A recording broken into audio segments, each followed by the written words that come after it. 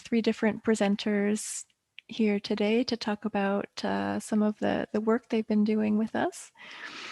And then we have different sessions scheduled over the upcoming months. So if you're able to go to our website, we have webinars scheduled on our COVID-19 task group in April. We have another webinar on exposure assessment for epidemiology in occupational health in May. A webinar on night work in June, and webinars on other tasks. And it looks like we may be able to get an extension to our cost action, which would mean that we could possibly extend this webinar series into next year as well. So I just wanted to welcome everybody to the series, and I'll turn it over now to Milena, who is going to introduce this session and our speakers today. Thank you, Milena. Thank you, Michelle, and nice to meet everybody. So we are going to have 3 talks today, and each talk will last approximately 15 minutes, after which we will collect in the meanwhile questions that you can type in the questions and answers window in Zoom. Better to use that rather than the chat. So we can, I suppose, start presenting the first of the speakers. So the first speaker today will be Monica Ubalde. Monica is a public health epidemiologist with a broad expertise in occupational epidemiology. She has expertise in assessing how working life trajectories impact the course of health from a life course perspective. She is currently working at the Urban Planning, Environment and Health Initiative within the Air Pollution and Urban Environment Program at IS Global. So she's also involved in studies that include health impact assessment, citizen science, and knowledge translation. So Monica today will talk about hidden treasures in European birth cohorts, parents' working life, health, and well-being course. So the floor to Monica. Thank you, Milena, for the introduction. I'm going to start sharing my screen. So yeah, thank you again for inviting me to the release of this OmegaNet webinar series, and also Milena for the introduction, and my apologies to the organizers and the audience for this delay. So I'm glad to present today this work on hidden treasures in European birth course on behalf of my colleagues on the Task 3.3 working group that we start talking about in our meeting back in 2019 in Stockholm, and that has been materialized recently in this discussion paper that we submit to the Scandinavian journal Environment and Health in the late February. So as you so far know, all of you, that work is central to individual identity and social role, and it also provides the primary way to obtain the essential economic resources for living, but also to preserve health and well-being. And this relationship between work and health is bidirectional. It means that health affects workability, and work in turn can also have beneficial effects on health and well-being, but also may carry some risk for physical and mental health. So for example, poor employment and working conditions, it means the nature, the quantity and the quality of work, and its social context should also be considered in balancing these beneficial and harmful work-related effects. And also the labor market participation. For example, episodes of underemployment, of long-term unemployment, together with job insecurity, negatively affects health, well-being, and also social interaction. So in this context, the younger working population and women are particularly vulnerable to poor working and employment conditions. They have less and more unstable labor market participation. more frequent transitions between employment states, and higher prevalence of temporary contracts or, for example, low salaries. So at this point in midlife, this poor work and life balance may also have negative consequences in health years later, such as in terms of anxiety, depression, and increasing the risk, for example, for stroke and other cardiovascular diseases. So childbearing typically occurs during the early adulthood, which is a period with a general good health and well-being. However, during pregnancy and the first years of child caring are periods that are high demanding physically and mentally speaking. So for mothers and young fathers that also who often have to struggle with return to partial or full work time to work after the parental leave. So balancing together work and family duties, which would have consequences in their career developments with delays, interruptions, and the sense of self-realization. So in this context, also health conditions specific of this time period during pregnancy and also especially during child caring, such as the sleep deprivation or related stress, must be also considered, as they have also potential long-term consequences. Also, it's need to be considered the coverage of the national welfare systems together with the family socioeconomic status on other health-related habits like tobacco, alcohol consumption, or physical activity that may also modify this impact of employment and working conditions and health and well-being of young parents during this point of life.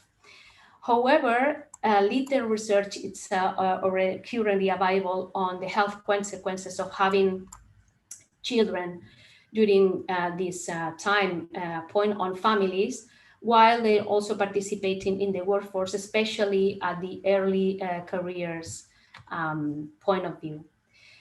So since after the Second World War, in an effort to promote both the increasing birth rates and also economic growth, the European welfare systems in Europe have developed childbearing and child caring benefits. For example, parental leave, child care, or public spendings on family and children.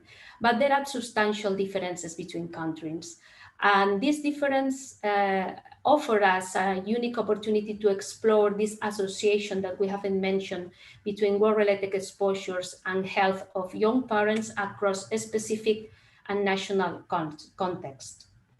Childcare, for example, which is understood as the childcare organized by a private or a public structure, has considerable variations in availability and affordability across countries. For example, this figure shows the results of a survey conducted in 2016 by the European Commission, where almost 70% of the households report to be satisfied with the access to these services for the child care, whether they use it or not. However, the level of satisfaction range across countries from below 50% to above 80%.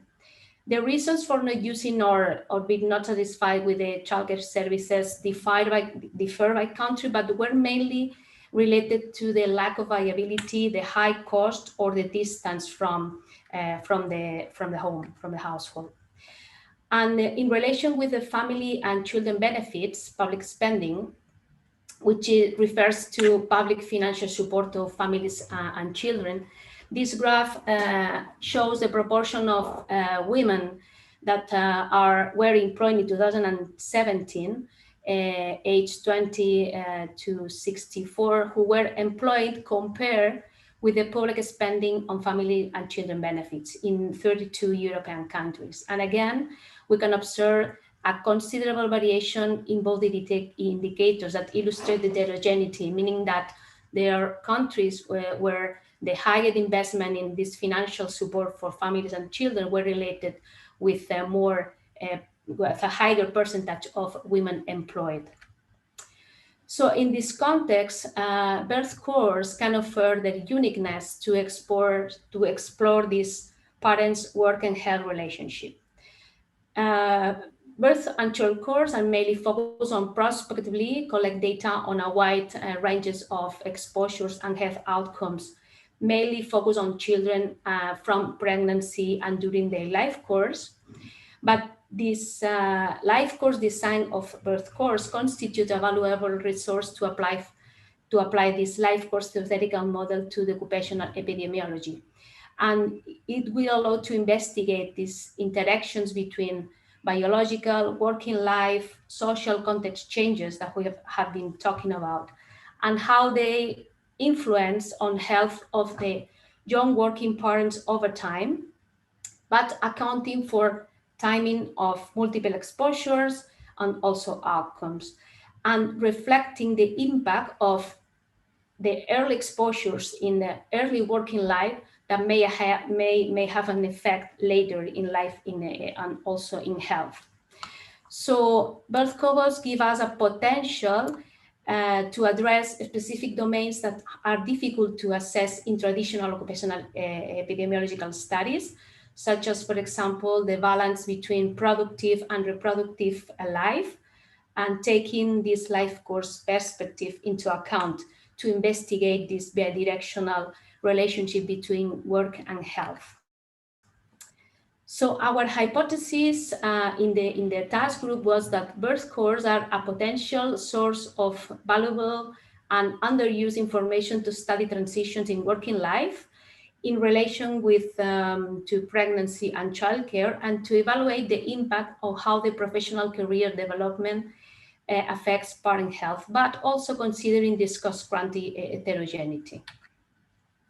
Our objectives were to examine the available information on parents' employment and health in birth and child cohorts, and to explore the possibility of exploit this data to investigate this relationship with the socioeconomic conditions, having into account around and after the birth of their offspring, and also to identify gaps in knowledge that could be devised and devise other strategies in the future to fill these gaps.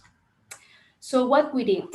So during the last decades, many birth cohorts have been established in Europe, and in recent years, several EU-funded projects were carried out to increase the collaboration between the cohorts, to explore their potential, and to collaborate between them. So most recently, actually, the OmegaNet network has developed a searchable web-based inventory of European cohorts with data on occupational exposures, but partially also includes birth cohorts that have this information.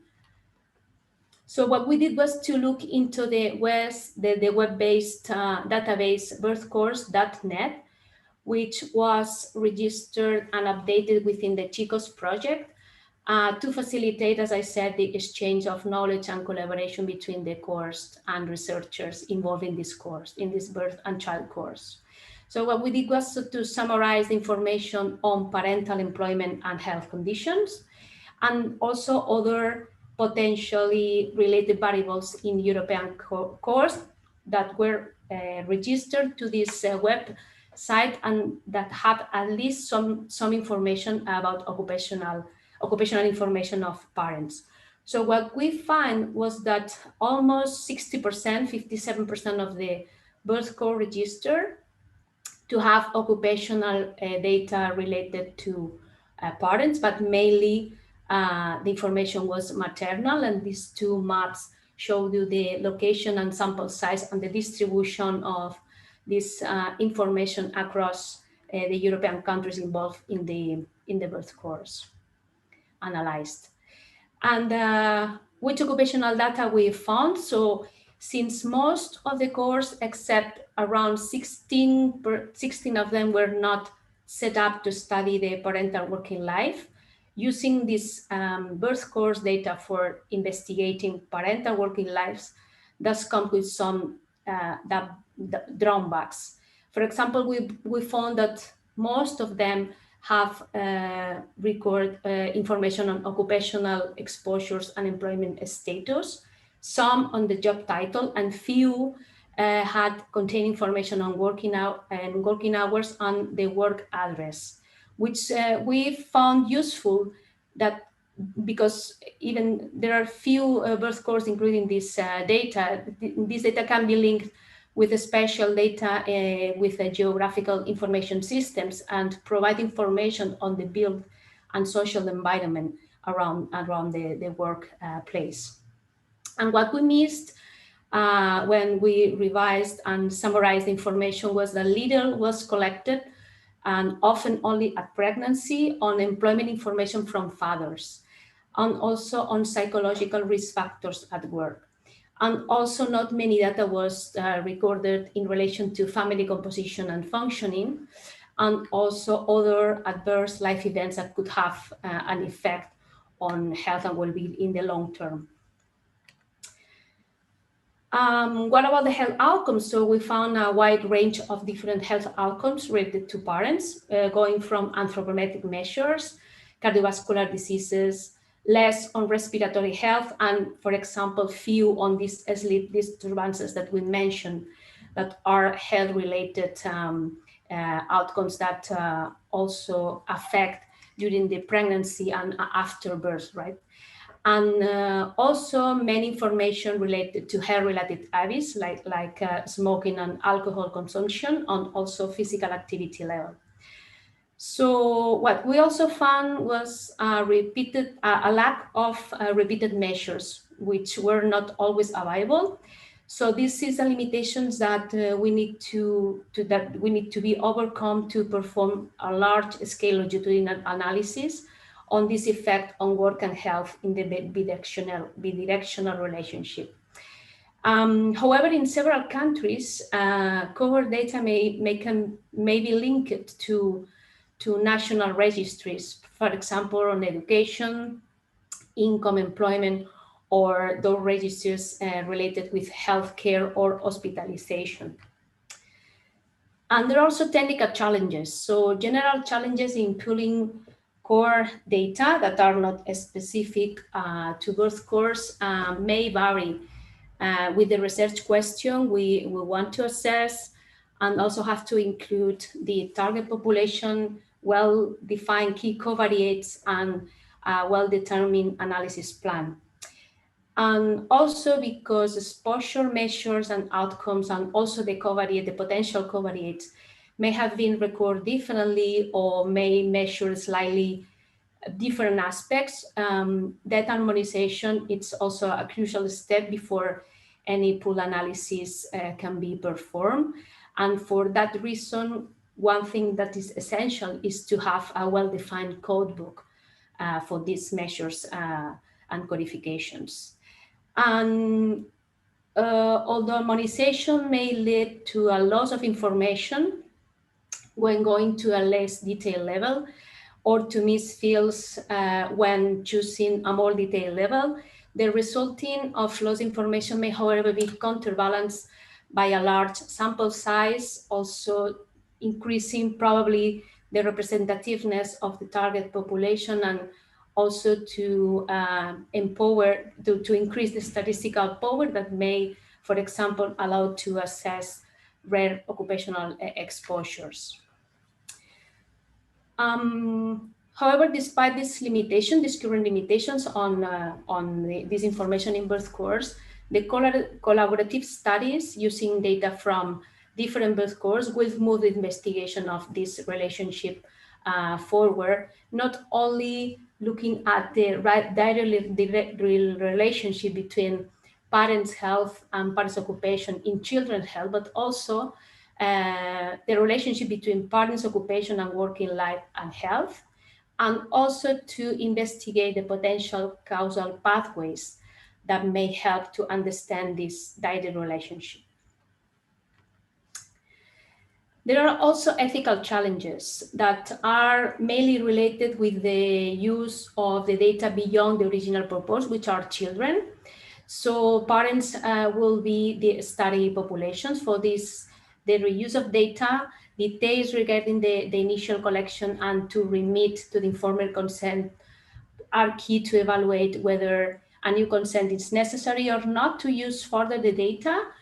However, even if the original consent cannot be used as a GDPR lawful basis, the regulation adopts a positive approach as long as the method and the organizational measures ensure that the data minimization and the individual's privacy and rights. So this is a favorable characteristic of this course, is that the continuous relationship and contact with the participants and the subsequent follow-up for many years, which may easier and may facilitate obtaining the necessary consents towards this new area of research. And then also there are benefits related to use to maximize the use of this hidden treasure data, which could be to assess and study occupational risk factors and outcomes like this work and life conflicts, taking a life course approach with saving in economic cost and disproportionate efforts in recruitment and recontacting. And also it would be a long-term resource for occupational epidemiology to be considered. So just to finish, 3 concluding remarks on our assessment of what's going on in birth cohort in relation with parents' information. So those birth cohort that have collected parental occupation data can and should use this for purposes beyond the study of children's health. Also, those that have not collected parental occupation should start considering the collection.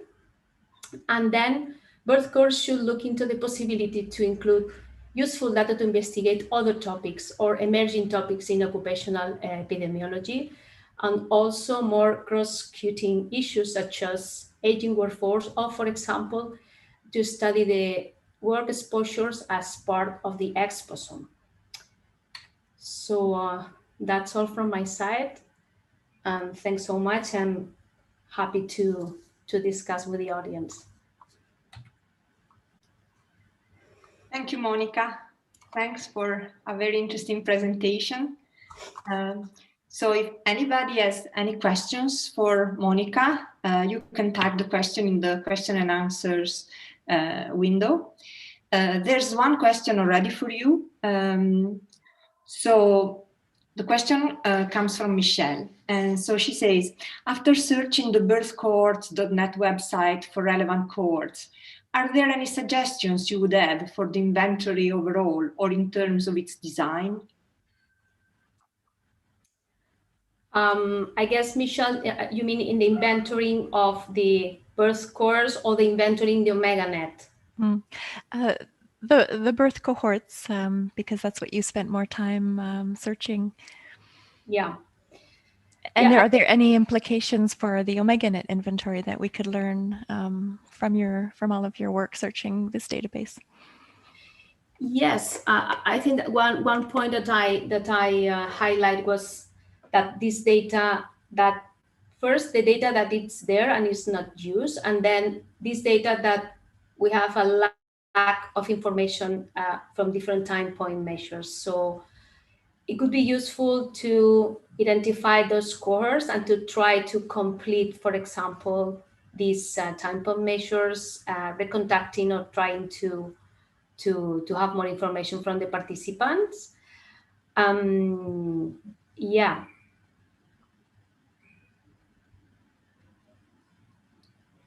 Okay, I have a question for you, Monica.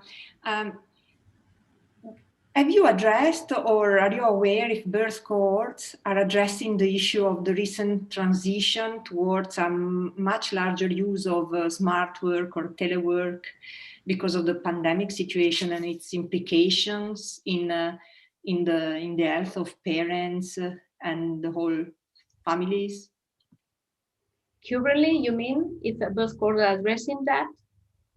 If you discussed or if you have any thoughts about the impact that this transition towards a much larger use of these types of distant work can have on the health of parents? Yeah, sure. What I think is that, again, birth cohorts could be an interesting source of recording this data. So this information on how teleworking, how to try to balance work at home and taking care at home for young parents, but I mean for all the working population, especially women, but yeah, also fathers.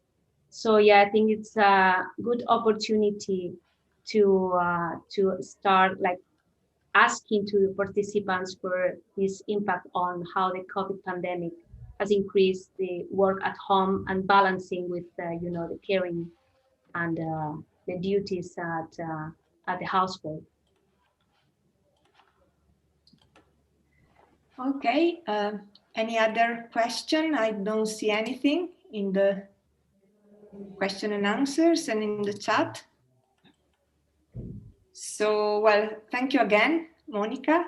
And if anybody has a late question coming to mind, to your mind later, you can still type it in, and if we have time at the end, we can maybe still address it. Thank you for now, Monica. Thanks. So we can now move to the second talk of this session. So the speaker will be Professor Francesca Filon. She is full professor of occupational medicine at the University of Trieste in Italy, and she has a particular interest in occupational and environmental allergy, toxicology and skin absorption, occupational and environmental dermatology, and work-related stress. So Francesca will talk to us about the incidence of occupational contact dermatitis and research needs. The floor to Francesca. Thank you. Thank you very much. And I'm very happy to be here, but really would be better to be in presence anyway. The situation is like that, so we have no other choice to see each other in front of some videos. Anyway, I'm going to present to show my presentation.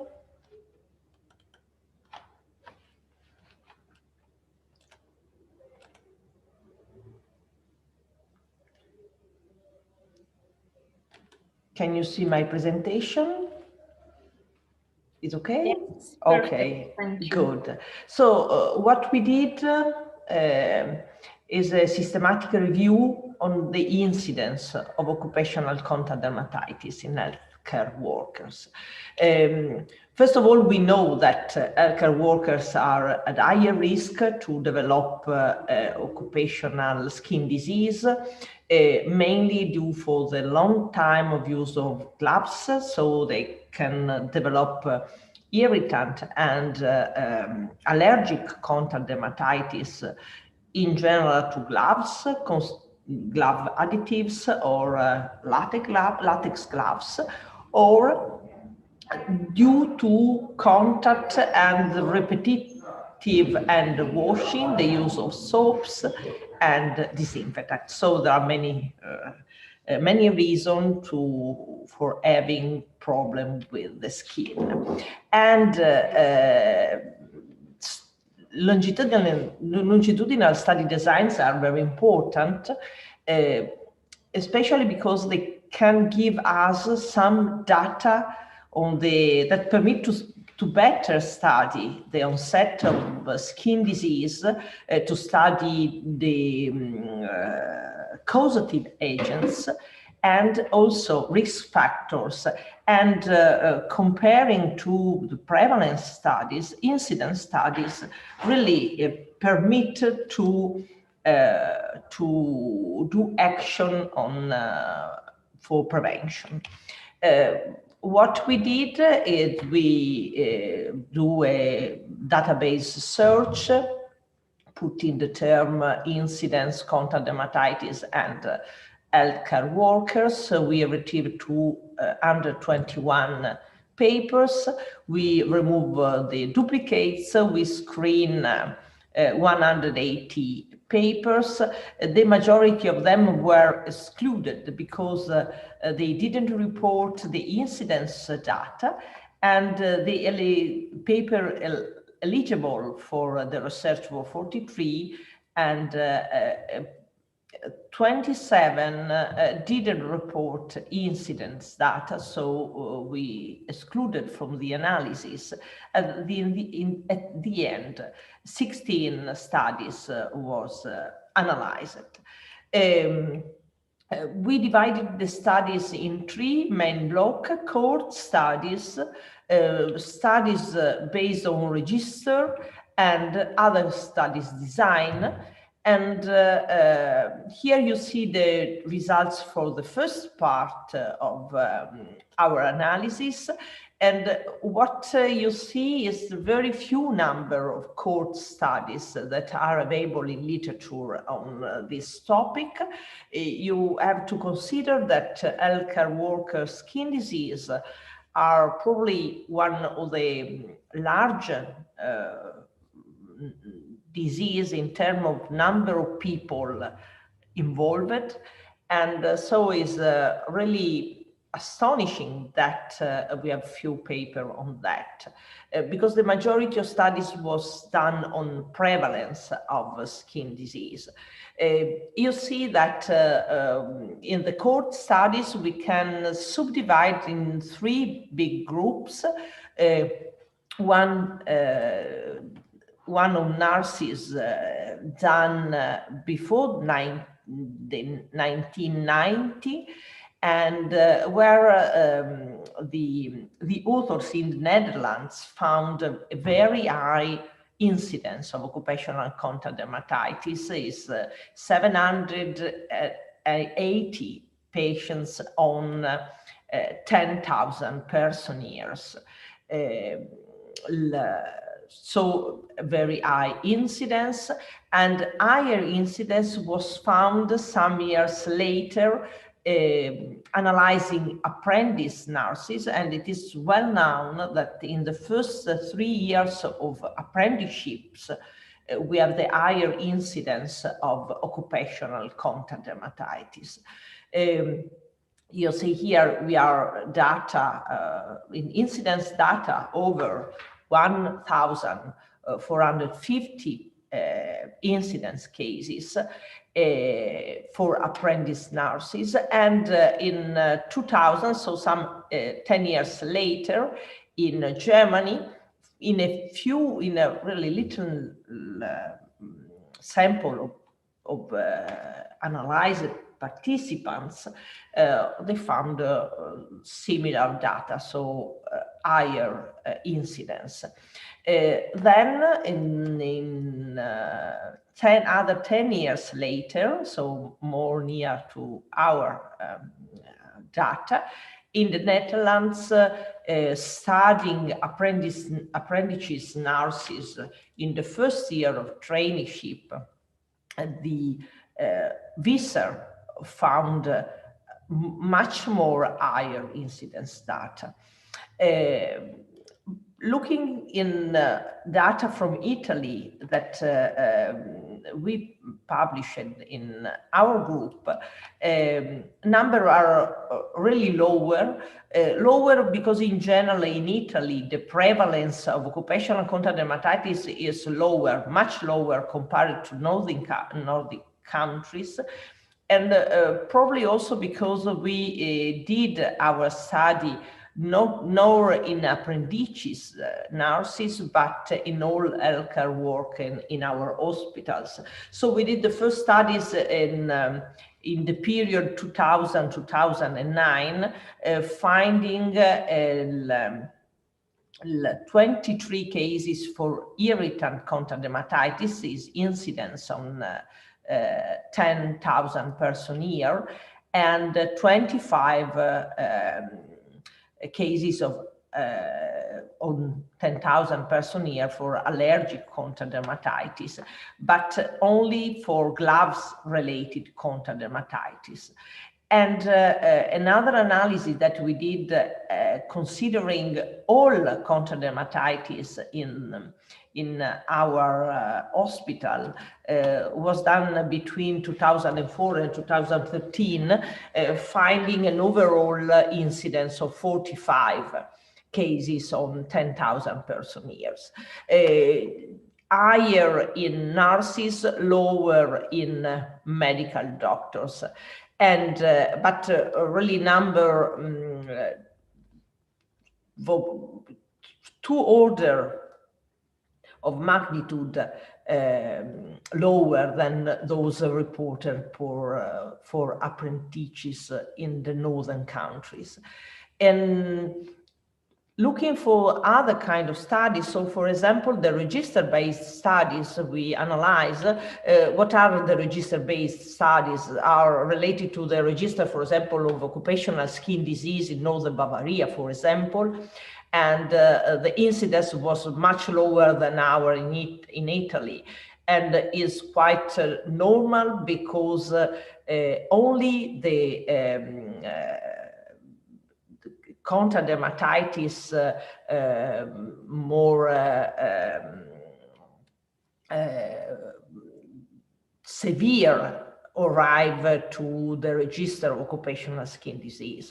So the majority of contact dermatitis, if they are mild, don't have the didn't reach have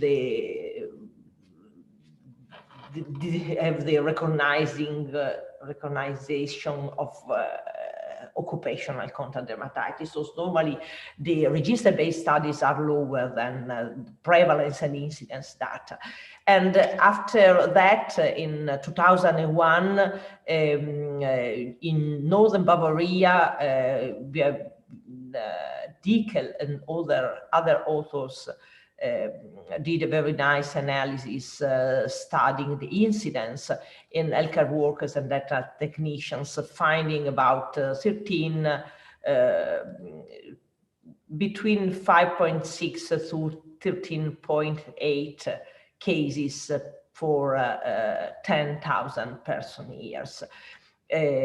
Again, lower. We did another very little study indeed in few patients in one province of North Italy, finding an incidence in line with those reported from Germany.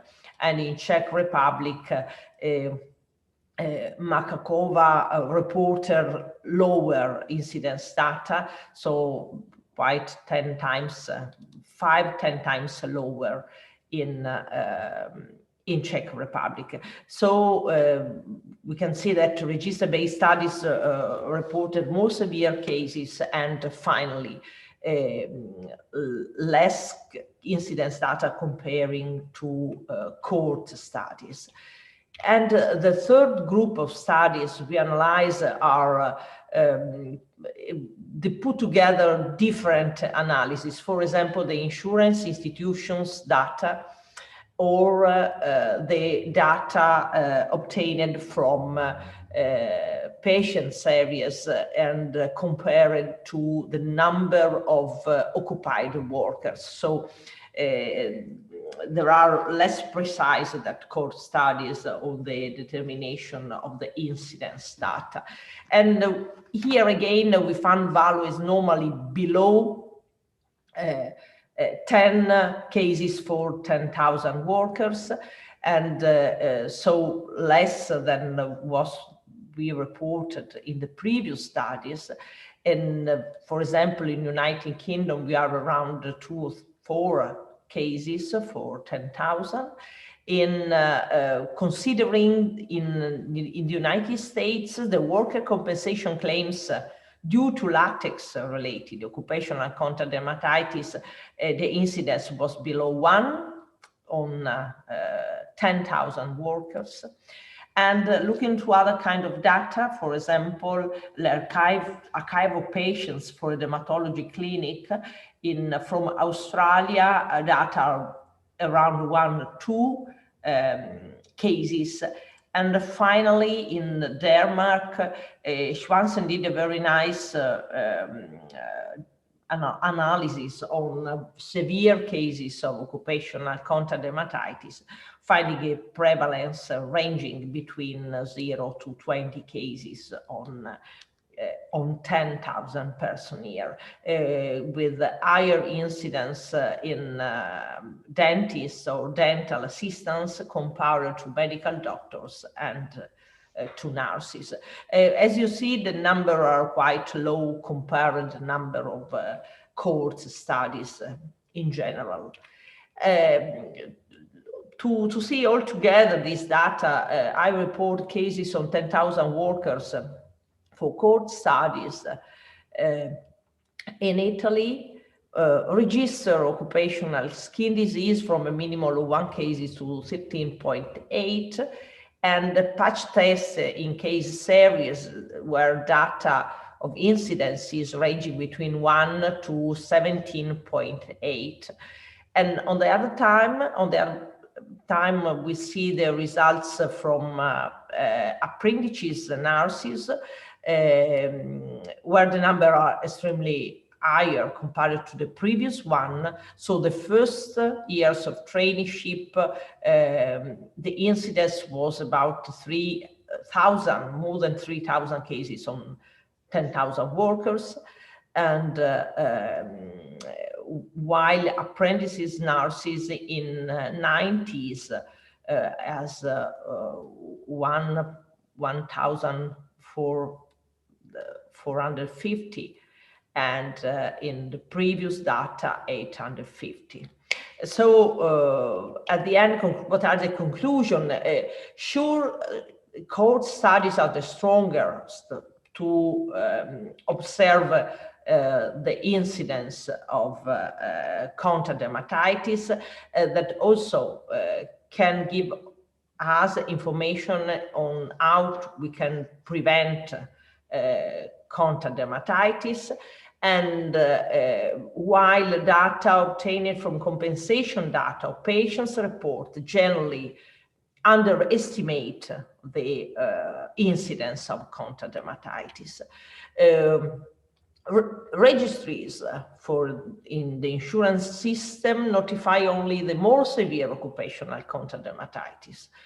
And also prospective studies performed on the population of apprentices show the incidence higher, surely because in the first years of work, we have the higher incidence. It is well known that occupational contact dermatitis start very early in the working career. And higher incidence was found in dental practitioners and dental technicians. And in general, the comparing incidence data of occupational of healthcare workers, our data are lower compared to other professional categories, for example, such as hairdressers, beauticians, mechanics, and bakers, while normally healthcare workers are higher than construction workers, for example. And finally, in a large compensation claim study, the incidence of occupational contact dermatitis in healthcare workers was lower than in other occupational groups, but healthcare workers are in very huge number, high number. That means that the total burden of occupational contact dermatitis is generally, for the majority, held by healthcare workers. So it's very important to do more prevention.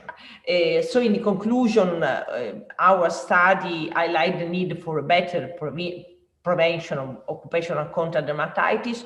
Surely we need more cohort studies in large exposed worker population, because it will permit to better analyze the causative agents and better to intervene in prevention. And so I'm sorry that we are not in presence. So I want to thank you for your attention, and I say hello from Trieste.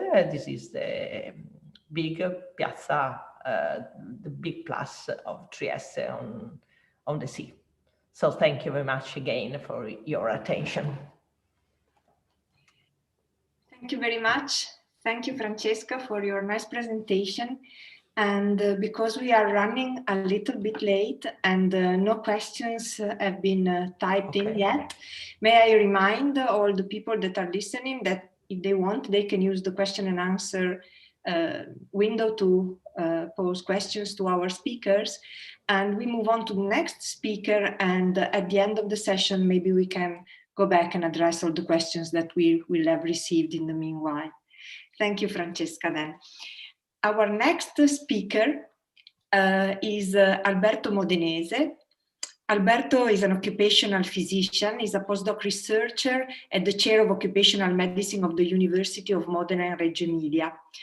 His main area of research is the study of preventive measures, exposure evaluation methods, and health effects related to non-ionizing radiation exposure and other occupational risk factors in workers.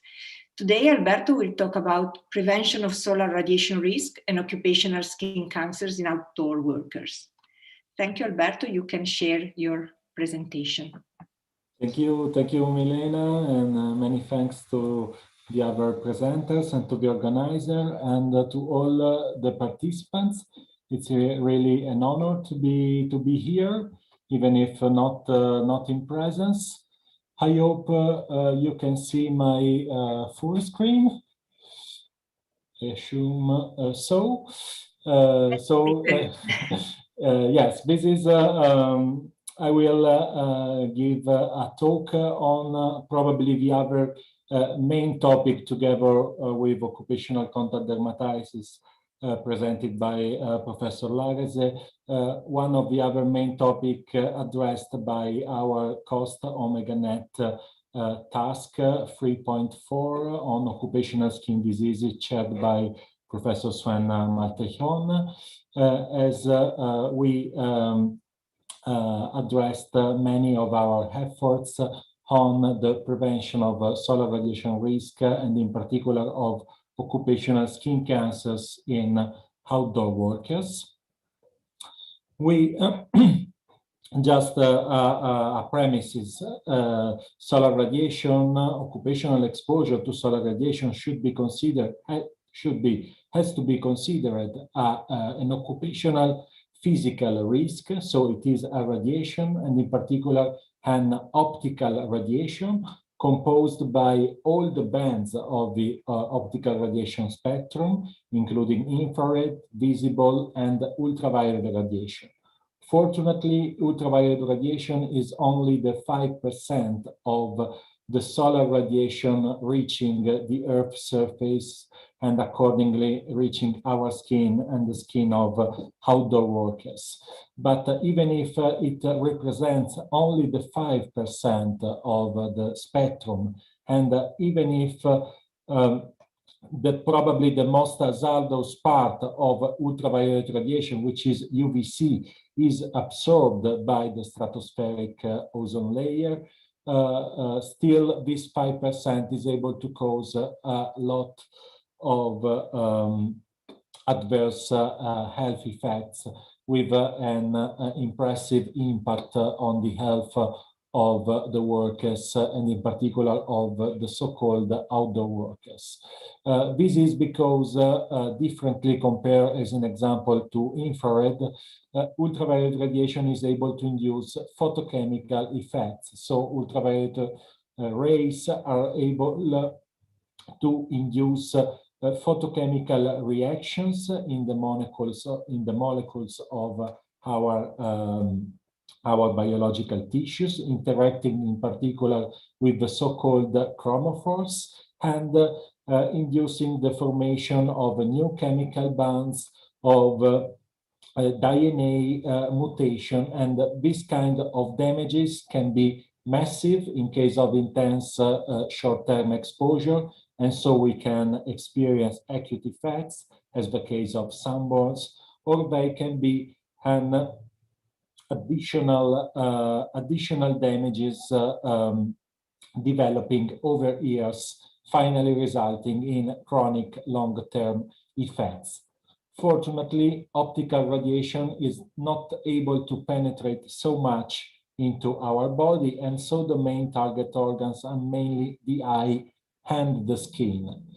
We should not forget the eye, even if we here talk about skin diseases. Also, the eye can be affected, and there are several papers and systematic reviews demonstrating that outdoor workers are at increased risk for UV-related chronic eye diseases, as an example, pterygium, as an example, cataract, also macular degeneration, and also rare eye tumors as ocular melanoma are proved to be associated with UV ray exposure.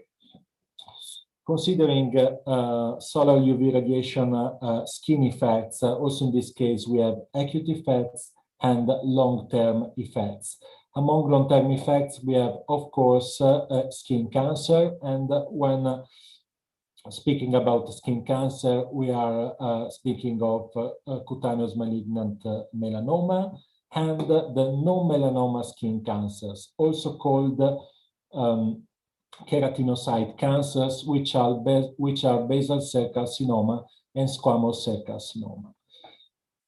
For all these UV-related adverse effects, there can be an increased individual susceptibility, and one of the main individual risk factors is the phototype, the skin phototype, usually measured with scales as the Fitzpatrick scales, with the division in 6 types of phototypes. Of course, type 1 and also type 2 represents the subjects with very pale and fair skin phototypes who are at increased risk of developing all these adverse effects, including skin cancer, but also subjects and workers with phototype 3 or 4 have proved higher rates of non-melanoma skin cancers, as an example.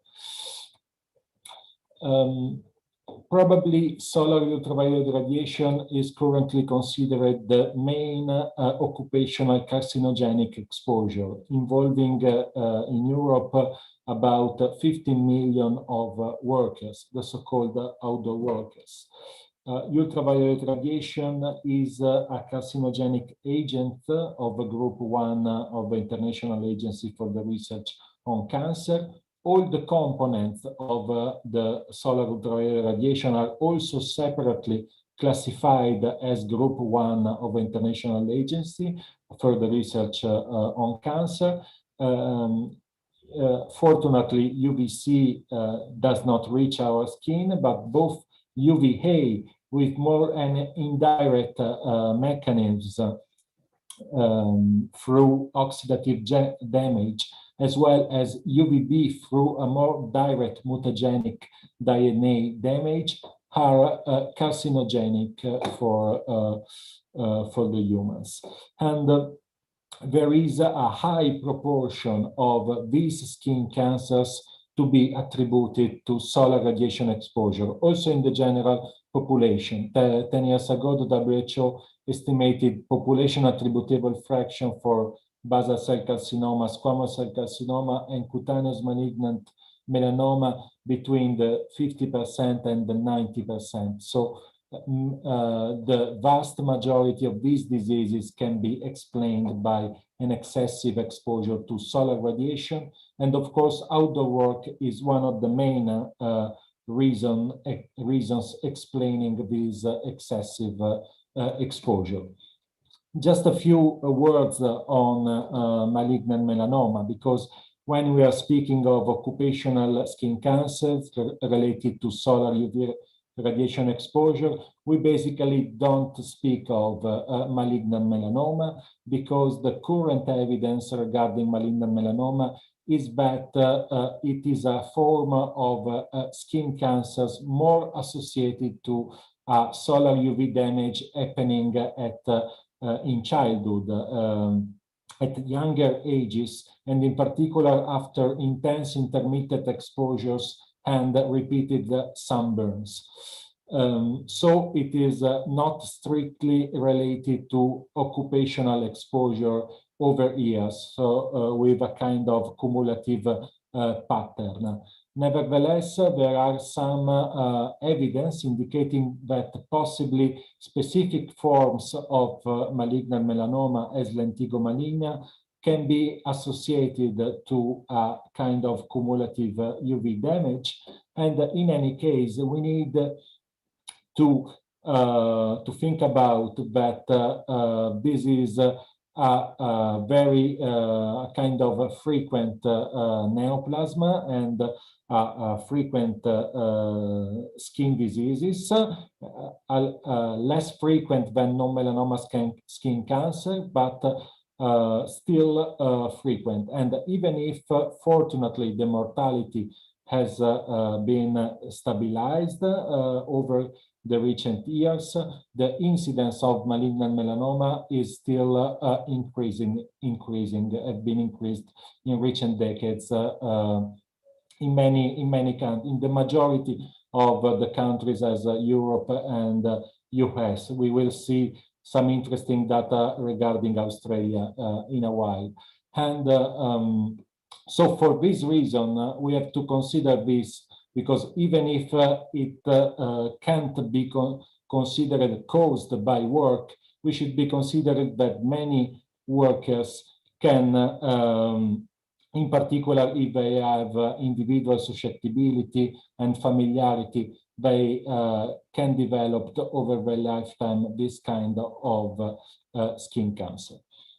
On the other hand, we have non-melanoma skin cancers, or fortunately with a better prognosis compared to melanoma, even if they represent a huge cost for the national health system. They require major surgical intervention with also important consequences for the subjects involved. Within our cost OmegaNet actions, we basically provided an update of these two systematic reviews of about 10 years ago, which estimated an odd ratio for other workers to develop squamous cell carcinoma of 1.8. So squamous cell carcinoma is more related to cumulative exposure, while basal cell carcinoma is still related to outdoor work and the cumulative exposure to solar UV, even if probably also with a kind of repeated intermittent intense exposures over time, and the odor ratio was estimated was still significant, even if a little bit lower compared to that of squamous cell carcinoma. In our systematic review, we mainly focused on the distributions of the studies, in particular published in recent years, and we found that there is a lack of studies coming from specific parts of the world, as in particular from Asia and from Africa. We have no studies, very few studies from South America. The majority of the studies are from Europe, US, and Australia.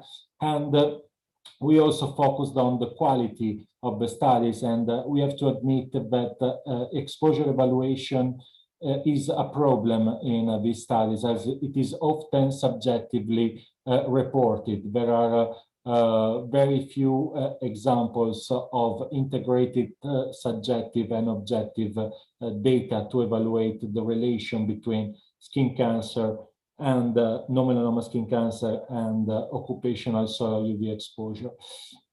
And accordingly, of the 19 studies included in our systematic review, 18 demonstrated a positive association between exposure and keratinocyte cancer, but only 11 studies after adjustments for the main risk factors demonstrated still a significant increased odor ratio. And there is also an ongoing project of the WHO ILO, still ongoing, and probably a new systematic review will be published soon, and this systematic review will be in particular focused. Many of participants of our working group are also included in this research group of the, organized by the WHO and the ILO, and this systematic review will serve a joint project of the two organizations to estimate the burden of occupational diseases. Another topic that was addressed by our task group was that the one of the evaluation of the exposure, as we found that this is one of the most important problems in the studies included in the current scientific literature.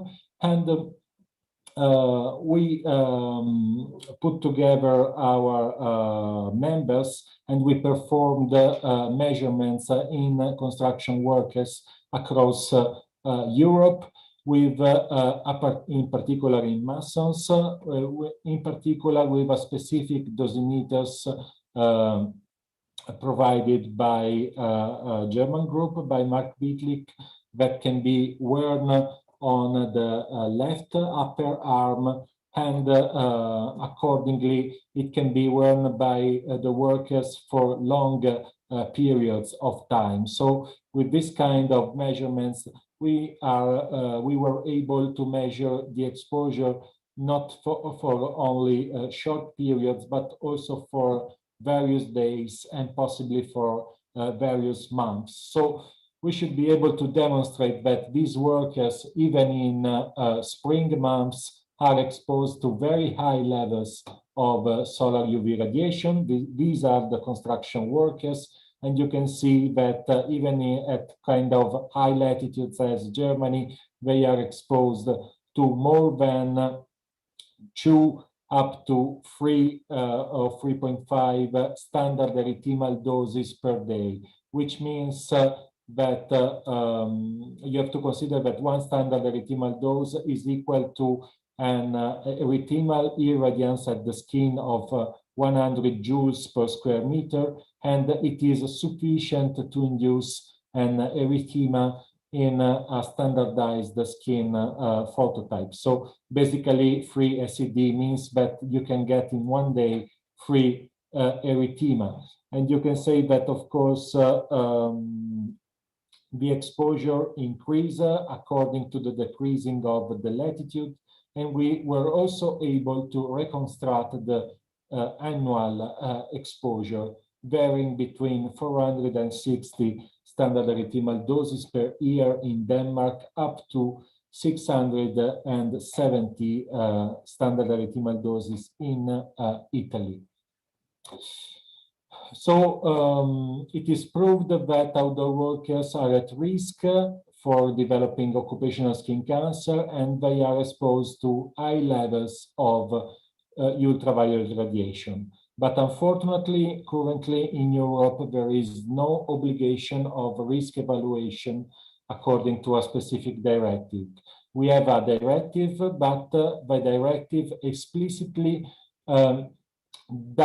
doesn't recognize the solar UV risk. It is aimed only at evaluating the risk related to artificial optical radiation exposure, so related to artificial UV, and not to natural UV, not to solar radiation. So we have no occupational limits current in Europe for solar ultraviolet radiation exposure.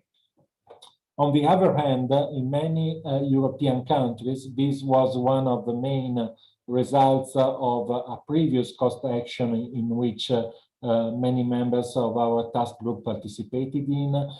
In many European countries, occupational skin cancers are recognized as occupational diseases. So, but not in all, and so we are monitoring this situation, and we also provided a standard form for the reporting and the notification of occupational skin cancers as occupational diseases, because it is important for the emerging of this phenomenon that these diseases need to be reported to the compensation authority. This happens, as is an example, in Germany in the last 5 years, with really a huge increasing of the notification of occupational skin cancers as occupational diseases. Why the situation is still rather poor. As an example, you can see here the case of Denmark in an article published a few years ago, and a research we performed in Italy, where we found that on average, in the last 5 years, the number of notified occupational skin cancers represent only the 3% of the expected occupational skin cancer, considering the number of outdoor workers in Italy. For the prevention of this occupational risk, we need to know the factors influencing the exposure, according environmental factors, individual factors. We spoke a few minutes ago of individual susceptibility and of skin phototype as an example, and the characteristics of the work activity and of the job task. We can provide preventive interventions according to these factors, in particular acting on work organization, as an example, considering both considering collective interventions, considering both technical and organizational measures, as an example, the roofing of permanent outdoor working place, the use of mobile sun panels or sunshades, and we can also provide workers with adequate PPI, as an example, protective sunglasses with approved UV filters, appropriate clothing with labels indicated and ultraviolet protective factors, and appropriate helmets and hats with, as an example, shields and neck guards. And also, as a further measures, the provisions of sunscreens to the outdoor workers with at least a filtering power of 30 solar protection factor. Another important preventive action is the health surveillance, and unfortunately, as we have not a European directive, also health surveillance is not always practiced for outdoor workers with respect to the risk of solar UV radiation exposure and the prevention of non-melanoma skin cancer. But of course, occupational physicians visiting outdoor workers need to examine in detail their skin and also in the unexposed areas. And in case of doubts, in case of suspected lesions, they should consult dermatologists and ophthalmologists in order to improve the prevention of these diseases. The other important preventive strategies is the improvement of trainings and sun safety campaigns. There are several examples worldwide, in particular in Australia and in Canada also. And what is important is that scientific literature and systematic reviews proved that sun safety trainings and sun safety campaigns for outdoor workers are effective in changing outdoor workers' behavior and protective behavior and sun-related knowledge. Another activity of our working group subtask is to update this systematic review of more than 10 years ago, as many studies have been recently published evaluating the effects of sun safety intervention on the exposure habits and protective behaviors of outdoor workers. And there are also some positive messages, as in Australia, where sun safety campaigns are in force since the beginning of the 80s. We can see now that in younger people, finally, the incidence of malignant melanoma is decreasing, while it is still increasing for older people, but for younger people is decreasing now. And this is the positive message. So we can conclude that occupational skin cancer are very frequent diseases, are the most frequent malignancies, and outdoor work is the main carcinogenic. Solar UV radiation is the main carcinogenic occupational exposure. Outdoor work is the most important risk factor for the developing of these cancers. Unfortunately, we still not have an European directive to manage this risk, but occupational skin cancers are recognized occupational diseases, and their reporting is very important to increase the knowledge of this occupational risk and improve the preventive strategies because they are proved to be highly effective. Many thanks. Sorry if my presentation took probably a few minutes more than planned, and I'm open for any question. Many thanks again to all of you. Thank you, Alberto. Thanks to all the speakers of this very interesting first webinar of the webinar series of OmegaNet. So I see maybe there is something in the question. Yes, there are some questions. So the first comment is by Kurt Streif.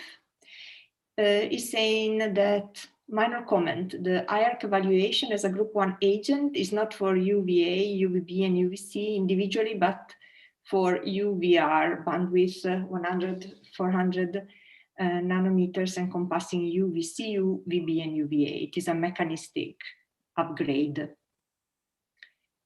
Okay, do you want to comment on this? I want only to thank a lot Professor Streif, because he was the head of IARC monograph. So we have to trust what he's saying, and of course, yeah, what I meant is that it is proved the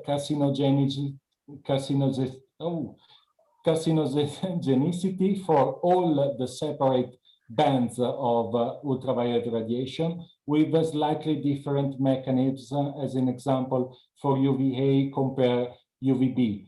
And of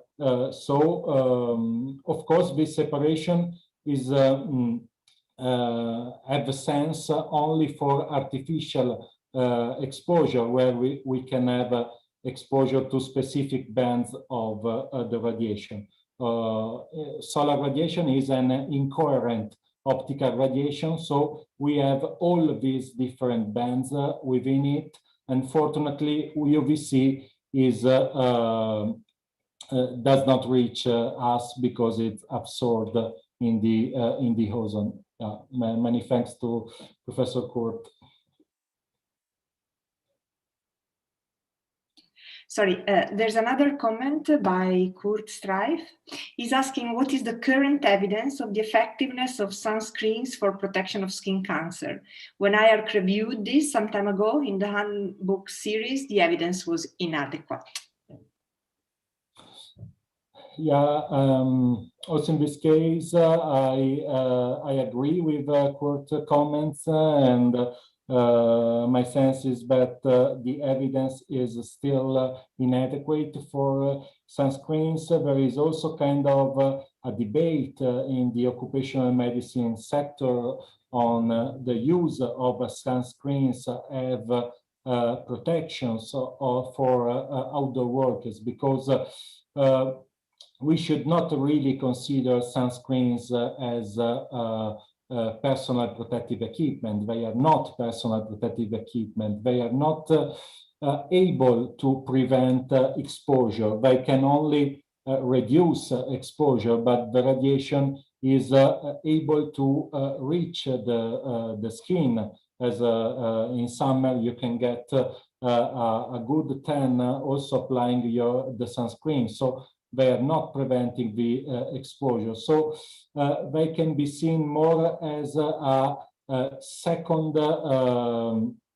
protective measures to be taken when the other collective and personal protections are not sufficient to reduce the risk, because the risk is too much high. As an example, in summer in Italy at midday, even if I have gloves, I have a hat, I have sunglasses, probably I still need to apply sunscreen. The other problem is that sunscreens need an appropriate training for the workers, because they need to be applied and reapplied every 2 hours, and they need an important amount of sunscreens to be applied on the skin. There is usually the rule of 2 fingers, so 2 fingers of sunscreens for one arm, for the other arm. So it is a lot of an important amount, and the workers have to be trained on how to apply, and when we apply sunscreens, the sun protective factor needs to be at least 30, better 50, of course, also based on skin phototype. So these factors basically should be considered in the studies assessing the effectiveness of sunscreens as protective measures in sun safety campaigns. And it is really difficult to find studies evaluating all these aspects. Of course, it depends also on the outcome you want to assess. There are some studies evaluating the effects on preventing, as an example, sunburns, and but there are very, very few of them. 2 more questions for you, Alberto. Oh, One lot of questions. One is by Henk van der Molen. He's saying, concerning occupational disease of non-melanoma skin cancer, is there the problem that it's difficult to establish morbidity in terms of work disability? Oh yes, many thanks, Hank, for the question. Of course, yeah, the majority of the studies evaluating the burden of these occupational diseases are the most interesting studies are probably evaluating it in terms of effects on the costs for the national health system. So the costs for providing the therapies, and in particular the surgical therapies for these types of cancers. Fortunately, these types of cancer is very difficult from all the other cancers, as the mortality for this cancer is very, very low, even not tending to 0 probably for basal cell carcinoma, a little bit higher for squamous cell carcinoma, also based on the area of the world. Yeah, for sure, the usually methods applied as the daily adjusted, disability adjusted life years, I'm not sure whether this kind of evaluation can be really applicable for evaluating the morbidity of these cancers, while probably other indexes could be more effective. Thank you, Alberto, for all these answers. There are a couple more comments that we'll forward to you, but now it's really time to close the session because we went a bit long. So I just want to thank the 3 speakers, all the people that attended the meeting, and the organizers, and Michelle and Ingrid for organizing this really interesting webinar series. And I don't know, maybe Ingrid, you want to add a few words to close? Yes, I would like to thank you all for the very interesting presentations, showing some of the work of the working groups of OmegaNet, and I think it's great that we now can see some of what we have accomplished during these years, and it's very good to see how so many of you have participated in making these both the work or the working groups, the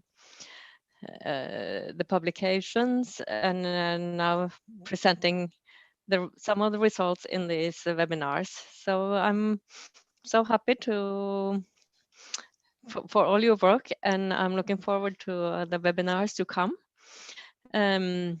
I would also like to remind you that even though it's not so easy to travel now, that you might take a look at our website regarding the short-term scientific missions. There may be some possibilities, even though it's not so easy to travel now, that you could think of other ways of using this possibility. Yes, and thank you so much, everyone, and have a nice evening. Do you want to add anything, Michelle? No? Good. It's so good to see you, even though we cannot see you in person. It's good to see you. Thank you very much, Ingrid. Thank you, everybody, for participating, and hope to see you soon live.